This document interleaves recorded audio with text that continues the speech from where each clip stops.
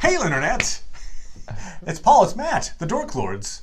We are here talking about Star Trek Discovery, Season 2, Episode 9, Project Daedalus. Alright, so, that's actually a lot to talk about with this episode. Because the episode itself the plot's fairly simple. Yeah. But there's a lot going on here. Okay, Sure. So, generally speaking, plot-wise, we start with Admiral Cornwell showing up at the Enterprise saying, hey, look, because remember, Enterprise, when last we saw them, they were on the run. Yep. She's like, I'm on the run with you guys now. And by the way, we should go back to Section 31. But that's what you do when you're on the run. You go right to the people that want you arrested. That's right. That'll show them. But Cornwell is concerned because Section 31 has been leaving all of its decision-making up to this AI called Control. And it's a space station that used to be an old penal colony that's been retrofitted into giant computer platform, more or less. And they haven't heard from them in a couple of weeks. She's been trying to send her codes in, and they don't work. And she's like, something bad's happening. We need to get to Control and shut down whatever bad's happening. Pike's like, all right, I'm in. And they go. They find out they don't get a warm welcome. No. There's mines set up, and they have to get through the mines. They have to get through the mines. We'll talk about that too. But the person that they talked to there is not very friendly. No, that's the logic extremist. Yes. Vulcan, who is now running things at Section 31, and she's like, hey, you guys, we don't try. In fact, it's the Federation itself, Starfleet's the one that said we should take you guys out. So it's not coming from us. Hey, like somebody didn't get the memo about logic extremists, from Burnham and her parents. That's right. They're like, well, we can let one into Starfleet. Yeah. Run a giant, bureaucratic division. It's perfectly fine. Turns out she's not actually alive. No. She is a hologram. That's right. Boom. Apparently no one ever thought Control. Before then that maybe people would use holograms to fake stuff. This is the first time in documented history That's right. that Yes. someone used a hologram to pretend to be someone else on a video screen. Photoshop! Damn it! I don't know why, when they're up on the bridge, why it appeared up on there. They just should have had a little hologram appear, as opposed to on the screen. Like a 3D. It's yeah. on the screen. Good point. Why don't you use They've got the bridge there, come on, guys. And at that point, maybe you would have seen, it's really just 2D. Oh, it's just a 2D. It's a cardboard cutout. Why are we even looking at this? Because what happens is eventually they get to the mines, they get to decide to make a landing party at Control, and it's Burnham finds the dead body of our logic extremist. So like, hey, this person's been dead for weeks. Can't be the same person you've been talking to. Nope. Because the AI's taken over. We got a Skynet situation. Very Terminator vibe going on here. But anyway, meanwhile, Arium, our augmented human, we found out. Yeah, we found out a lot about not her. a robot. We found a lot.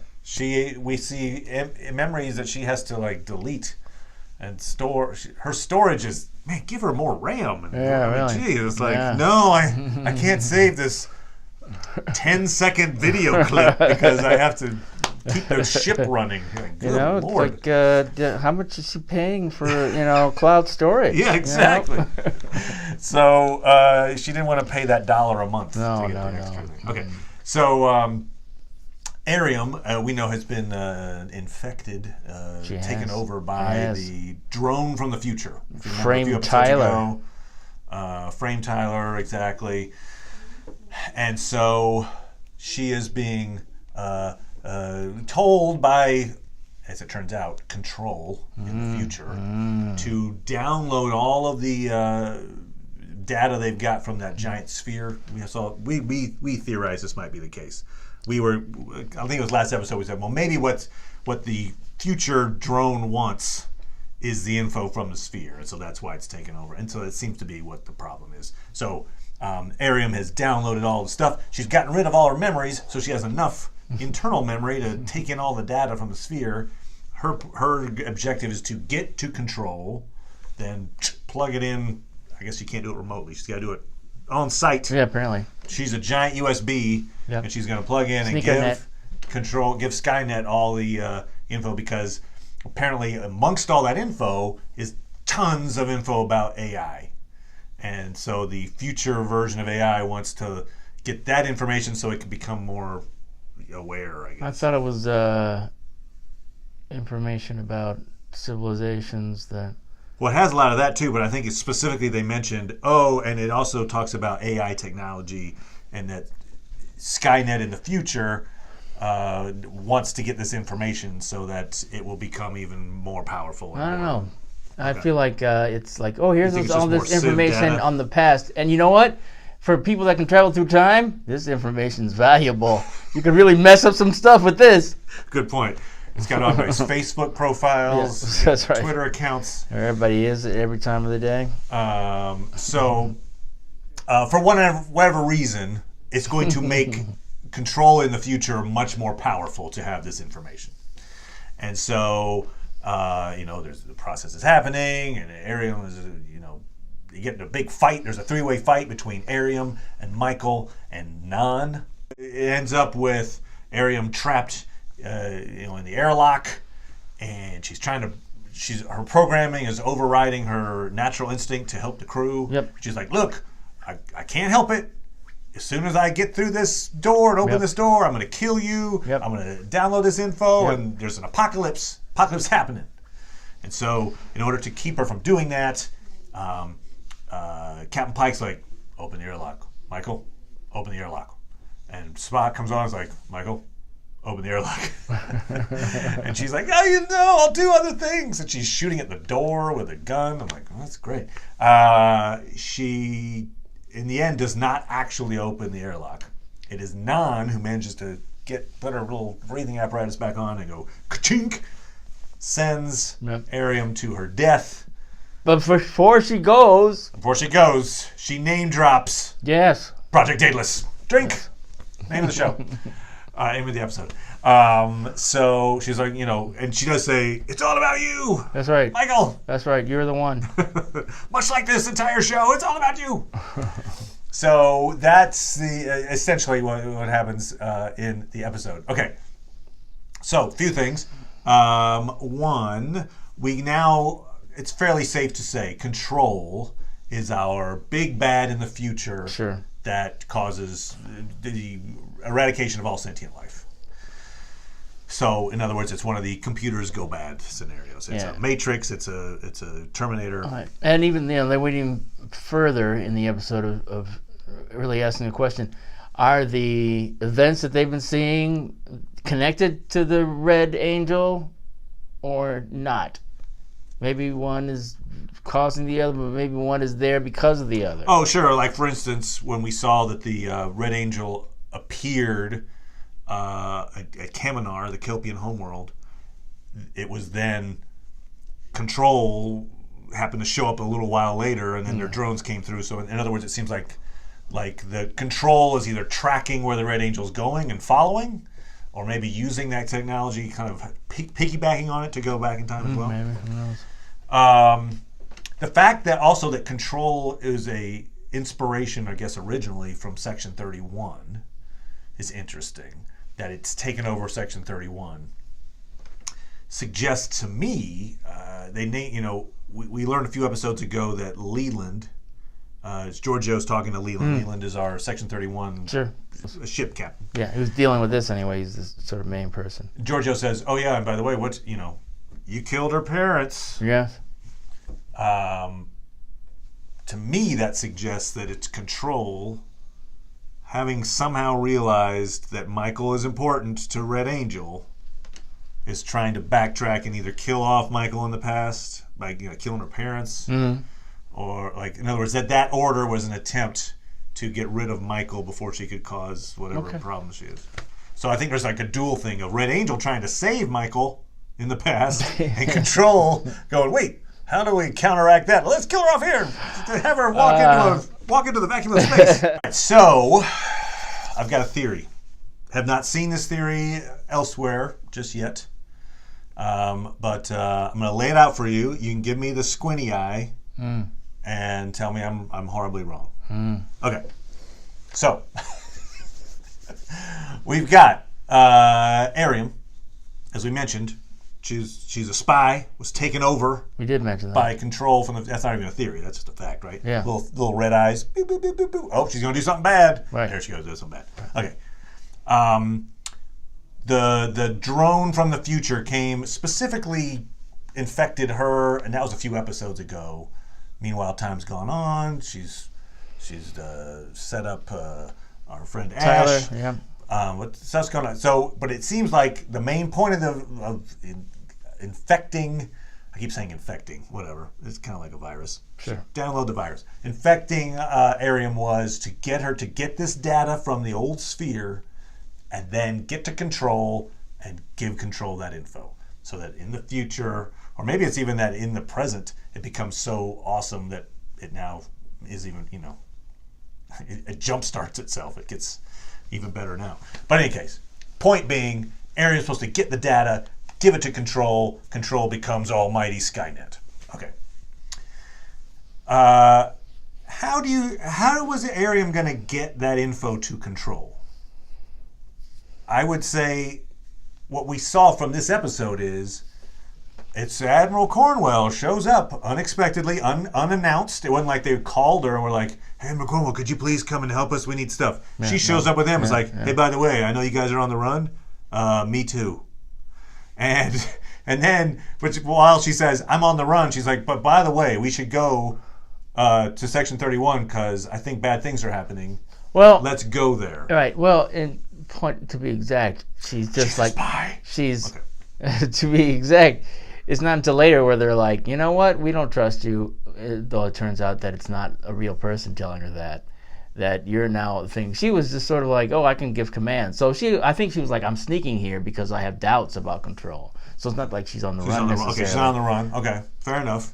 I'm just saying, so it's like, it was awfully convenient. I'm meeting with you people who I should be turning in because I have my own suspicions. Okay. It's awfully convenient that she showed up and said, we need to go to this place in space that none of you on the ship even knew about before I said it.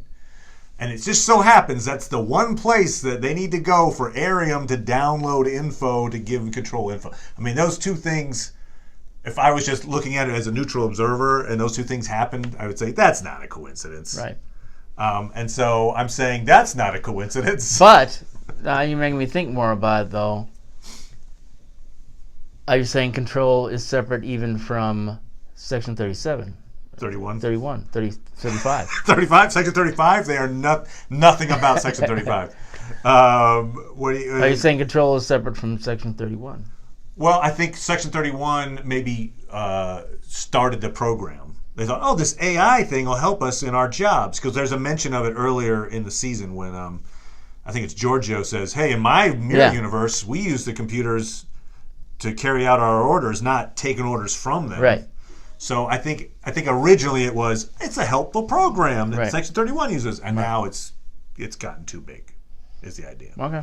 So it's transcended 31. Anyway, my point being, Cornwell is probably not an actual person. Is probably maybe one of like the Mudd's women. We saw Harry Mudd, in one of the short treks, and we see that he's got that technology working. I think this is potentially a fake Cornwell carrying out the directives of Section 31. They already have holograms. Why not have fake people as well? It's possible, I guess. I don't know. I mean, only now just realizing how complex this thing is. I know. Think about this. If it's true, and I'm not even saying I want it to be true necessarily, but I'm thinking just narratively, it seems like that's probably the case.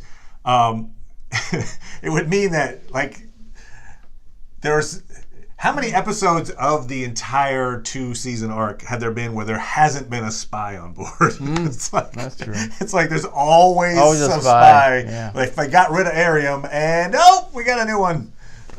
Anyway, but I don't know if that's the case. Please let me know in the comments that I'm an idiot. But I feel like maybe we're going to find out that Cornwell is working at cross purposes.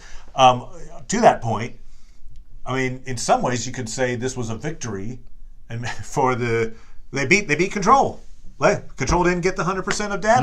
No. Mission accomplished. There's no evil AI. There's no Skynet in the future. I have a feeling there's still Skynet in the future. Oh yeah, I think so. So how does Skynet get the other 75% of that data?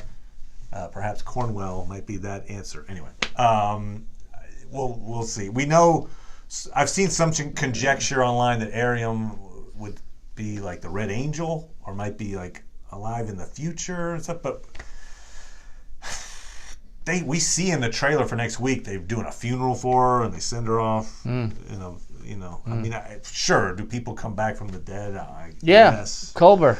But we'll see. Yeah.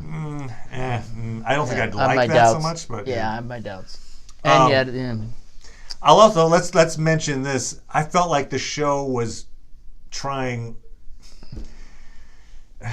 It wanted to have the payoff of killing off a crew member, and the emotional payoff of that. Yes. Jonathan Frakes directed the episode, by the way. Yes.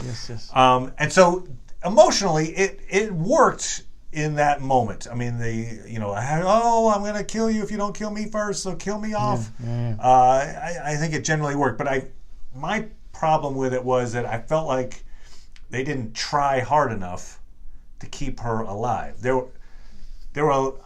I think they set it up as an A or B. Either A, you open this airlock and kill me, or B, I come in and kill you. And I'm like, well, just sitting here, I can think of a couple of ways that you could avoid that scenario. The only scenario you want to avoid is having her come through the door.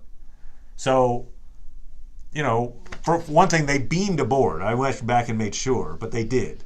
They beamed over. Yes. Okay. You just beam Arium back to the ship into a cell, and then you try to fix her. But you under guard. That's one way. Or she even mentions, I took off my helmet, so I'll die in space if you eject me. Okay, my response would be, hey, leave your helmet on. I'll eject you. We'll come pick you up, and we'll try to fix you. Meanwhile, you're not attacking me and killing me.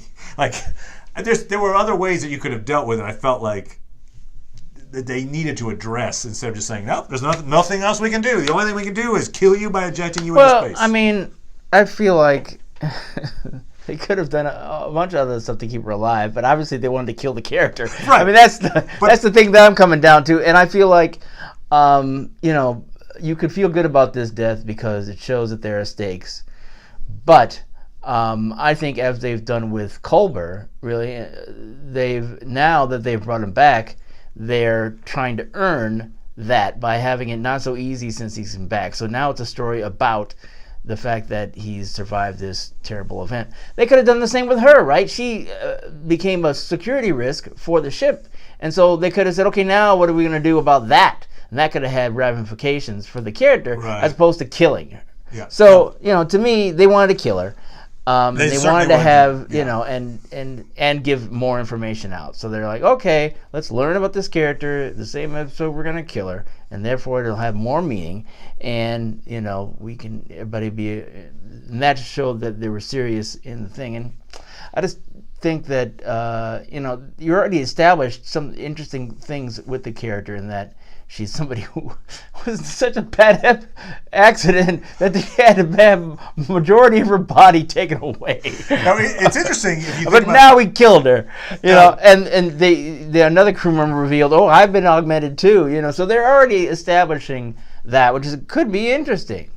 It is one thing I thought about in that moment of, this is a woman. She's an augmented human because she had some horrible accident the day after she got back from her honeymoon or something.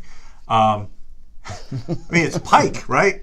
Pike in 10 years is going to have some horrible accident, and their solution to him is cram him in a half of a Dalek and have him go beep boop, beep boop. I'm like, man, they screwed you over, man. Yeah, he for some reason they can't do that, or we can't do that because he'll get virus. We can't protect him against viruses, and he'll kill us all. So better to put him in a Dalek. Turn that thing off. He's a 5-inch floppy disk version. I mean, think about what we learned about Arium in this was she's resistant to phaser blasts. Yeah. She's significantly stronger than people. I guess we could have guessed that. But I'm like, well, maybe they make more of her, frankly. I mean, she seemed like anyway. But it just felt like for the interest of we want the plot to end here. Normally a Trek episode, they try their damnedest to save everybody. This one was like, no, just push the airlock. Over the airlock. Yeah. And I think to me it brings up, along with the other thing about, one thing that the episode said was Spock was talking to Michael about how she shouldn't think that everything's about her. Yeah. Of course, Michael is the star of the show. And they're always having plot lines for her. And they could probably back off and focus on some of these other characters more. So, you wouldn't have a situation where it's like, if they're telling us about a character, I guess they're going to kill that character in this episode. Dun, dun, dun. And so it just makes it seem like, they should be focusing on the characters more. And they don't. And, Yeah, it was the speech, so there was the very emotional argument between Spock and Michael during their game of chess. Actually, an emotional Spock. That's true. He knocked the chessboard over. Yes. After saying, I like having emotions. Bang. Which is kind of a weird way to do that. Like you would think, like if you're gonna, most people when they knock a chessboard over or something, it's because they lost. They're like, screw you. Yeah. It's not like, you know what I like? Emotions. God. I like hitting chessboards. But his conversation with her, I was actually finding myself like, am I supposed to be thinking that Spock is a jerk in this moment? Because I kind of feel like I kind of agree with everything he's saying. And so I was like, oh, okay. So he says, hey, it's not about you. He makes a really good point that I really hadn't even considered, and I don't know why I didn't consider it, but he's like, look, those logic extremists weren't after you. They didn't care about you. No. They cared about the half-human, half-Vulcan kid. Plus the fact that he's, Sarek is married to a human. The fact that he adopted a human girl after her parents were killed by Klingons would probably be the low on the totem pole of priorities for racists. They'd be like, it's a half Vulcan kid, boo. Right. So I think Spock is correct in that assessment, which means that when she runs away, she being Michael, runs away to save the family, she's not saving anything. No. She's just she assumes she's the problem. Again, she was a kid. She's a kid. No, right. I'm not necessarily blaming her on it, but it's maybe she thought about it in retrospect. I think it was helpful to be able. He's saying it to be hurtful, but it is actually a helpful bit of info to be like, you realize it wasn't about you, right? I think that's actually important. Anyway, but it is about her. But right, it ends up. Ariam goes, you were right. It's all about you.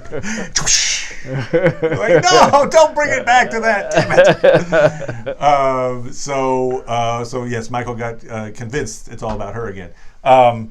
Real quick on Project Daedalus, she name drops. Look for Project Daedalus. We don't know what that is yet. We do see in the trailer for next week. There's some kind of lab, like an old. It looks like it's been abandoned or something, and it's got this big chair, and Michael's sitting in it, and I get the feeling it's maybe part of Project Daedalus, perhaps. We can theorize. Daedalus, obviously, he's the guy that he and his son Icarus, they made the wings to escape the tower, and he told his son, "Hey, son, not for nothing, these are wax. Don't get too close to the sun, or it's gonna melt." And the kid's like, okay, old man, whatever. Oops. Psh, son dies. Daedalus flies safely on. What? Yeah. Daedalus and Icarus. Oh, okay. Yeah, that's the mythological origin of Project Daedalus. Right. I think there actually is a Project Daedalus from the 70s as well, which is about space travel, but I don't think that's what this is about. Anyway, but the point being that it involved wings, right? So maybe the Daedalus project, we do see the Red Angel has these wings. Maybe somehow Project Daedalus is a precursor to this time-traveling Red Angel. I don't know. We'll find out. Something I did want to bring up that I was a little annoyed by was Pike is talking to Cornwell. And he says, he's basically, again, they keep bringing up this character thing of him, which is like, you made me sit out the war, and I don't like it. And so he brings it up again. It's like, is that why you had me sit out the war? And her response to, this is another reason why she might be not quoting well, because it's a dumb response. Dumb. Her response is, hey, look, we were in the war with the Klingons, and I decided I wanted to keep you and the Enterprise out of it, so that when we lost, the best of us would survive. I'm like, who would think that's a good idea? You're the best ship. You're our best chance of winning. What we hoped is we wouldn't use you at all, so when we lose inevitably because we didn't use you, you'd still be around. Well, great. Like, it's the dumbest response. I don't know why they decided that the Enterprise couldn't have been doing other things. Yeah. It's like, the Enterprise obviously would have been so good that wherever the problems were happening, where Discovery was involved, that the Enterprise should have been there too, I guess. It's also interesting. I mean, she's saying that to the crew of the Discovery. Yes. In front of the Discovery crew. So what she's basically also saying is, you guys weren't so important. Simply the best, not you. Not you, or you, or you, or you. Better than them you are. And then his response is weird when he's like, thank you. And he treats it like this major compliment and everything. It just felt like bad writing. Yep. I'm not blaming the acting or anything like that. It's just the writers. The writing on that one was a bad. Somehow they wrote themselves into a corner and were like, yeah, why did they keep him out? How about this? They wanted to preserve the best when they lost. You're like, what? All right. Anyway, I know I've got some other stuff I wanted to talk about with this, but that's generally the highlights. Yeah. Still not sure who that Red Angel is. There's the thing of, Stamets tells Spock, like, well, why is it that they chose you? Why did the Red Angel choose you? Think about why you're special. What that suggests is it's, Spock is the Red Angel or something like why, why would something choose Spock? A very specific connection to him, obviously, in some way. But no, maybe it's just because he was there around his sister. There you go, around right. Michael. Maybe that's the whole thing. It was about you, says Arium.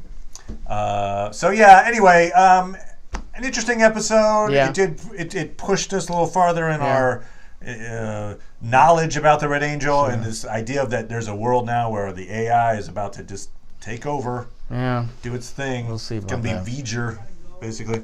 We'll find out next time for episode 10. We'll be back here with doing Umbrella Academy in the near future. So, bye, everybody.